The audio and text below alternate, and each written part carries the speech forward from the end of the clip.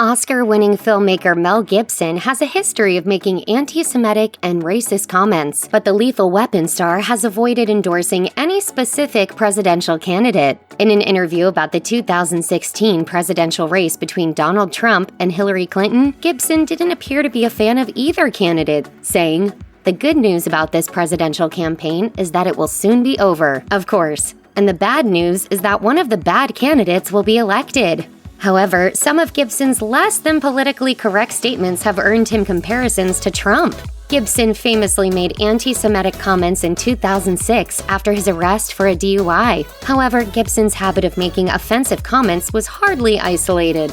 Winona Ryder accused Gibson of making anti-Semitic and homophobic comments as far back as the 1990s. She told the Sunday Times about her experiences with Gibson, claiming, "We were at a crowded party with one of my good friends, and Mel Gibson was smoking a cigar, and we're all talking, and he said to my friend, who's gay, 'Oh wait, am I gonna get AIDS?'" Ryder also said that he made anti-Semitic comments to her directly.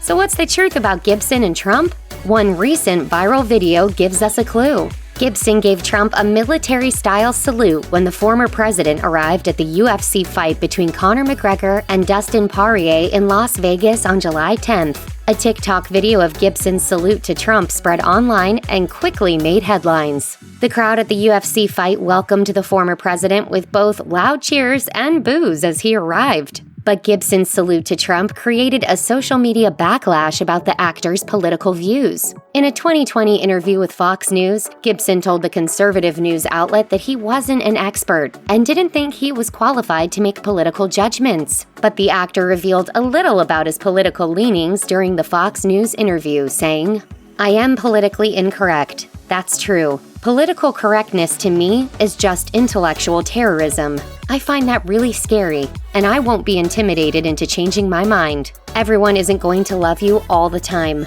So even if Gibson doesn't want to label his politics, his salute of Trump makes it seem like he shares at least some of Trump's views. Aside from that, the two men have certain other qualities in common. Despite his tumultuous past, Gibson has somehow managed to stay afloat in Hollywood after his disastrous 2006 arrest, during which he spewed a series of anti-Semitic slurs and theories. Most people thought that the Passion of the Christ director wouldn't find work again anytime soon. Clearly, they were wrong. Gibson has continued to find work even while being on the outs. In 2017, he was nominated for an Oscar for directing Hacksaw Ridge, which was also nominated for Best Picture. You're like gum on a shoe, ain't you? By 2019, he was also in the process of selling 2 films at the Cannes Film Festival. Similarly, critics and industry experts have been quick to point out how miraculous Gibson's comeback was, including Netflix recasting Gibson in the Chicken Run sequel. It turns out that a skill for reinvention, or at least avoiding consequences, is something Gibson has in common with former President Donald Trump. It might even be one of the things Gibson admires enough in the former president to stand and salute at a UFC fight.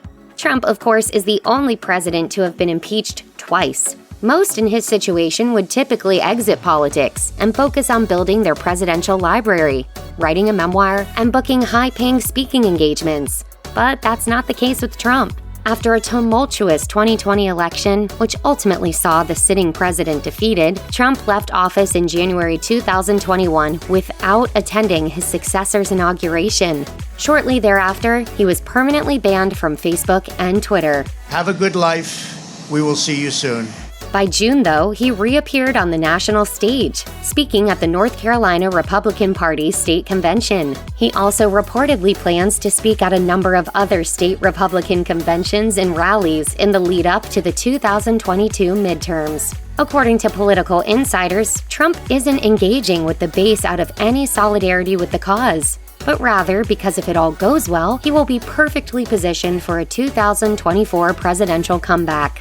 Mel Gibson isn't big on talking politics, but if Trump does run again in 2024, it seems we've got a pretty good clue who he'd vote for. Check out one of our newest videos right here. Plus, even more Nicki Swift videos about the latest hot topics are coming soon. Subscribe to our YouTube channel and hit the bell so you don't miss a single one.